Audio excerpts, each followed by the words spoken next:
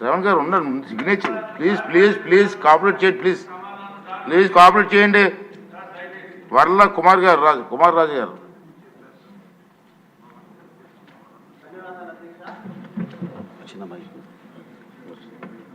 చాలా సంతోషం. ముందుగా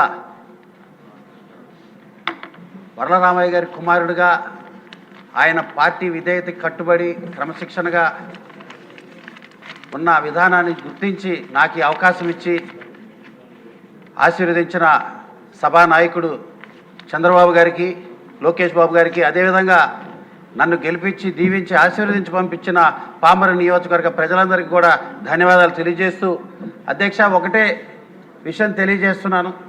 ఎస్సీ సప్లై నిధుల విషయంలో ఎన్ని చట్టాలు చేసినా, అదేవిధంగా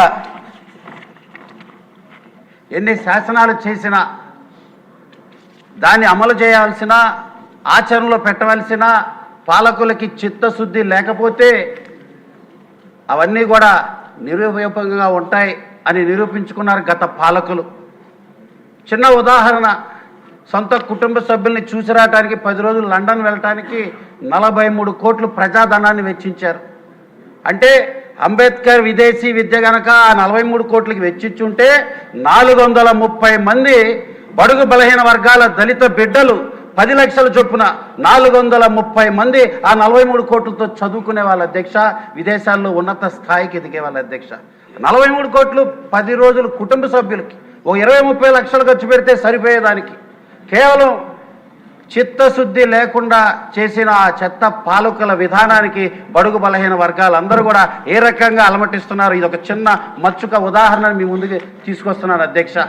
అంబేద్కర్ గారు ఆ రోజు అన్నారు, రాజ్యాంగంలో పొందుపరుస్తున్నాం, కానీ దాన్ని అమలు చేసే పాలకులు మాత్రం దాన్ని సరైన రీతిలో ముందుకు తీసుకెళ్ళకపోతే ఖచ్చితంగా రాజ్యాంగానికి తూట్లు పొడిచినట్టే అనే దానికి గత పాలకులు చేసిన విషయమే మనకు అర్థం పడుతుంది అధ్యక్ష అని మీకు గుర్తు చేస్తున్నా.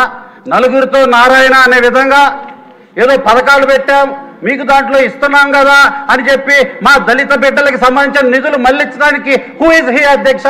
ఆయనకి ఏ ధైర్యం ఉంది, ఏ హక్కు ఉందని కూడా మేము ప్రశ్నిస్తున్నాం. మా డబ్బులు మాకు ఇవ్వటానికి ఏదో పథకాల ద్వారా వచ్చాయని మా పథకాలు తీసేయటం ఎంతవరకు సమంజసం అధ్యక్ష? సప్లై నిధులు దారి మళ్ళించటం, చరిత్రహీనులుగా దళిత ద్రోహులుగా మిగిలిపోయారు ఆ పాలకులు. దానికి తగ్గట్టుగా బుద్ధి కూడా చెప్పారు మొన్న ఎన్నికల్లో అని కూడా మీకు గుర్తు చేస్తున్నా.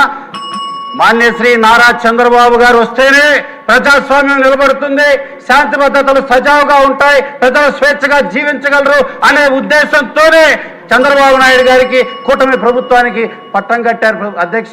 నేను మీ అందరికీ విజ్ఞప్తి చేస్తూ ధన్యవాదాలు చేస్తున్నా.